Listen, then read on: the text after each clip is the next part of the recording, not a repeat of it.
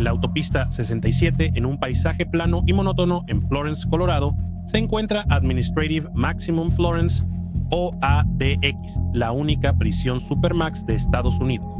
Una fortaleza moderna. Las montañas rocosas están al fondo, de ahí el apodo de la Alcatraz de las Rocosas. Las estructuras del complejo ADX contrastan fuertemente con el paisaje árido y desolado. Todo el entorno transmite soledad.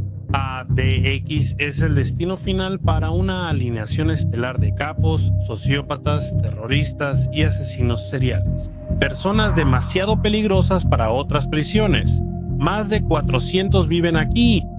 Durante décadas, Alcatraz fue la única prisión de máxima seguridad en Estados Unidos. Abrió en 1934 y cerró 3 décadas después.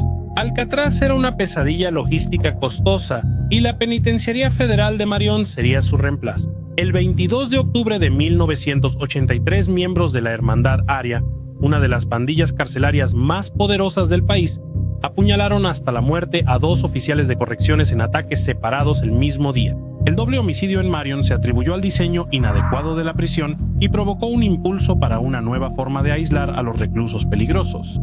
La Unidad de Seguridad Penitenciaria Marion estuvo en confinamiento durante 23 años seguidos como un experimento para ver cómo sería ese tipo de aislamiento. El resultado fue ADX Florence, fortaleza de 60 millones inaugurada en 1995. En ADX los reclusos ahora comen, duermen y se bañan en sus celdas individuales, lo que les da casi ninguna razón para salir de la celda. Para todos mis seguidores y nuevos espectadores, activen la campana de notificaciones. Denle like y suscríbanse. La membresía del canal ofrece beneficios exclusivos y agradezco a quienes decidan apoyar. En ADX hay cámaras instaladas por todo el complejo, incluyendo casi todos los ángulos del patio de la prisión, donde los reclusos hacían ejercicio cada mañana. Aunque de vez en cuando había algún altercado, nunca hubo nada fatal. Las autoridades de la prisión decidían qué grupos podían salir juntos, conscientes de las pandillas y sus rivalidades. La mañana del 21 de abril de 2005, un grupo de reclusos se reunió en el patio. Estaban haciendo sus burpees, flexiones y toques de pies habituales. Las cámaras no captaban audio, pero sí llegaban a hacer zoom en las manos de los reclusos cuando estaban juntas para detectar intercambios de armas o drogas. Salir impune de cualquier cosa sospechosa era casi imposible. En la 821, un guardia vio a un interno tirado e inmóvil en la esquina del patio. Sonó una alarma y los guardias corrieron al patio. Los internos fueron esposados y sacados del patio. Mientras tanto, la enfermera corrió al interno caído. Estaba doblado contra la pared, ensangrentado e irreconocible por el trauma en su rostro, evidencia de una golpiza brutal y prolongada. Tampoco estaba respirando. Años después, en el juicio, un paramédico testificó que los daños que sufrió eran comparables a los de víctimas de suicidio que saltan de un puente y caen sobre rocas. En ese momento era el único asesinato en el ADX. También afirmó que eliminarían el último espacio grupal donde los reclusos socializaban. Desde entonces, solo podían entrar al patio de uno en uno para ejercitarse en pequeñas jaulas de malla. Tras su muerte declarada, surgió un misterio de asesinato. Alguien mató a un hombre pisoteándolo a plena luz del día en la prisión más segura del país. ¿Quién lo hizo? ¿Quién fue la víctima y cuál fue el motivo? El Buró Federal de Investigaciones se involucró y los interrogatorios posteriores no arrojaron absolutamente nada. Nadie delató a nadie, ni siquiera dijo una palabra. Para los internos, hablar con un agente del Buró Federal de Investigaciones era una falta mortal. Sin embargo, ese día los agentes del buró percibieron cooperación de los internos, casi como si todos hubieran acordado no delatar o les hubieran ordenado no hacerlo. La mañana tras el asesinato ya tenían a la víctima. Un conteo mostró que Manuel Tati Torres era el hombre faltante. Torres, jefe de la mafia mexicana de 64 años, antes fue descrito por el personal de la prisión como un gángster acabado. Poco después hallaron un propósito. Bueno, resultó que el día del incidente, un interno, Ricardo Chuco Santiago, fue visto saliendo del patio de chatarra con sangre en los zapatos. Algunos guardias lo hallaron en su celda mojando su ropa y zapatos en el inodoro. Santiago fue llevado a detención. Y el siguiente paso de los guardias de la ADX fue revisar las grabaciones de las cámaras del patio para averiguar qué se les había pasado por alto. Las grabaciones del incidente iniciaron a las 8:15 ante meridiano. 6 minutos antes de que los guardias notaran a Torres muerto en el suelo, él hacía estiramientos de puntas cerca de una cámara en una esquina del patio. Santiago y otro recluso, Silvestre de Chicale Rivera, estaban parados a unos 3 metros de distancia. Rivera movía los brazos como un molino de viento, como si calentara para hacer ejercicio. Santiago se acercó a Torres solo.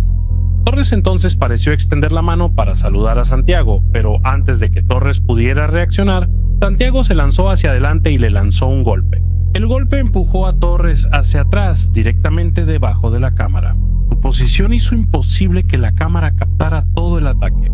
Rivera y Santiago golpearon y patearon a Tati durante 2 minutos seguidos. Santiago regresó al encuadre para descansar y beber agua. Todo el tiempo los otros reclusos se quedaron de pie y continuaron haciendo ejercicio. Rebobinando la grabación, se vio que Rivera y Santiago discutían sobre otros reclusos en el patio antes del ataque, posiblemente advirtiéndoles sobre lo que estaban a punto de hacer. Ese día había 8 miembros de la pandilla en el patio. Un tatuaje de mano negra en la mano de cada miembro significaba que ya se habían ganado su lugar, muy probablemente matando a alguien. 4 minutos después del ataque, sonó la alarma.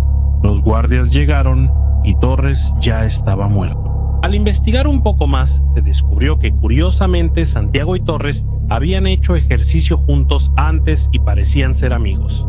Rivera había llegado unas semanas antes del asesinato y apenas conocía a Torres.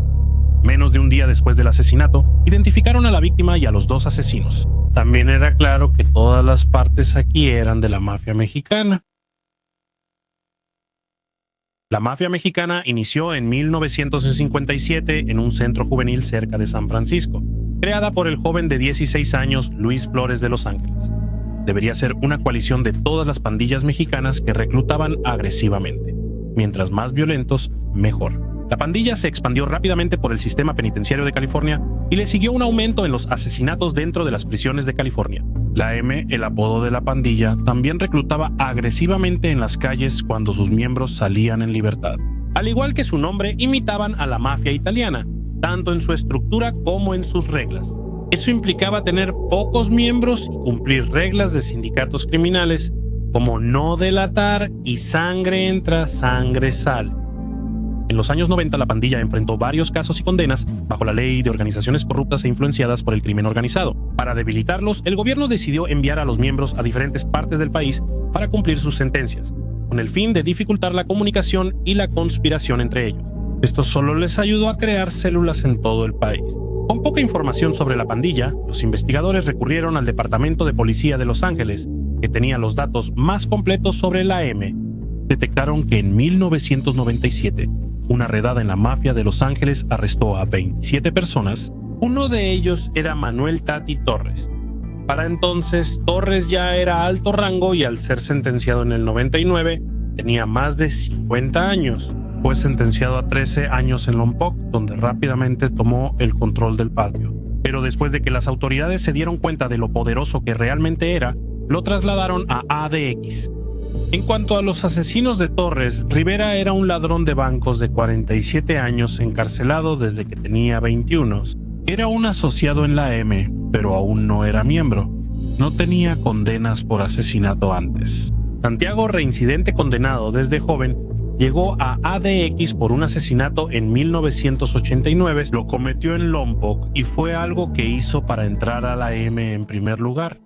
El Departamento de Policía de Los Ángeles también reveló listas de desertores de pandillas, tanto en prisión como en protección de testigos. Para saber más de Torres, los investigadores recorrieron el país para entrevistar a exmiembros. Escucharon un montón de teorías en el proceso, pero un rumor seguía apareciendo. Una historia sobre la vida pasada de Torres en el sur de California. Torres era un señor que usaba a sus soldados para cobrar impuestos y hacer el trabajo sucio. Pero se volvió codicioso y mandó matar a otro mafioso para poder cobrar impuestos también en su territorio. Matar a otro mafioso era un delito capital en el juego. Esta información tardó años en llegar a los líderes de la mafia. Al llegar, Torres fue marcado y su nombre apareció en una lista de asesinatos aprobados. La M solía tardar años en aprobar estos asesinatos, pero una vez que la información sobre la violación de Torres llegó a los jefes, ya estaba muerto en vida. No importaba cuándo. Además, la M era famosa por hacer todo lo posible para difundir estos mensajes. Con esta información, Torres fue asesinado en 2005 por algo que hizo en los 90. La llegada conveniente de Rivera a ADX semanas antes del asesinato lo puso como mensajero, con el mensaje de la luz verde sobre Torres para Santiago. Santiago era conocido por las autoridades como un torpedo, un término de jerga para alguien designado a llevar a cabo la mejiz dentro de la prisión. Lo último que los dos necesitarían era el permiso de los líderes, y dentro de ADX en ese momento estaban dos líderes de la mafia mexicana, Rubén Caballero Alcastro y Adolfo Champ Reynoso. Si todo esto era cierto y comprobable, desde Torres rompiendo el código de la pandilla hasta la luz verde, la llegada de Revere y la aprobación de los líderes ahí, todo indicaba un caso claro y cerrado. Pero lamentablemente para los investigadores, ninguno de estos esfuerzos significaría mucho. Tomaría 10 años para que comenzara el juicio de Revere. Omitieron toda la relación con la mafia mexicana y la historia de Torres. Se consideró que agregaban demasiada complejidad al caso cuando ya tenían grabaciones en video del asesinato. Revere ya llevaba casi 15 años tras las rejas y Santiago ya estaba cumpliendo cadena perpetua en ese momento. El gobierno quería enviar un mensaje a las pandillas: dejen de matar tras las rejas. Solo quedaba castigar a estos hombres con la pena de muerte. La defensa de Revere había decidido ir con la versión de la historia que mostraba a Torres como el villano. Revere afirmó que poco después de llegar a ADX, Torres ya le tenía resentimiento. No podía decir con certeza por qué, pero tenía una sospecha. En su antigua prisión, Revere se volvió cercano a personas que Torres no soportaba, incluso a alguien que quería matar. Revere reveló esas conexiones en su primer día en el patio de la prisión. Torres aún tenía mucho poder en el patio, suficiente para ordenar ataques como ya lo hizo en otras prisiones. Un conocido asesino de la mafia mexicana, Arcadio Pérez, quien cumplía cadena perpetua por 2 asesinatos en prisión, también testificó sobre cómo Torres le ordenó matar a Rivera, su amigo cercano y ex compañero de celda. Rivera era un asociado y no un miembro hecho de la M, así que el ataque no requeriría aprobación de los jefes. La razón que Torres le dio a Pérez para matar a Rivera fue que Rivera había sido irrespetuoso y además le dijo que si Pérez no lo hacía, le harían lo mismo a él. La defensa práctica de Samapami pues afirmó que Santiago se ofreció a todos a ayudar a Rivera para salir de la hermandad, entonces por eso participó. Las investigaciones confirmaron que Torres usó el intercomunicador para preguntar por Rivera ese día que lo mataron, casi como si le hubieran hecho creer que Rivera tenía un secreto que compartir con él. Tras un día de deliberaciones, las terribles imágenes del patio de la prisión contrastaron con la versión de Rivera. Era él o yo. El jurado dictó culpabilidad.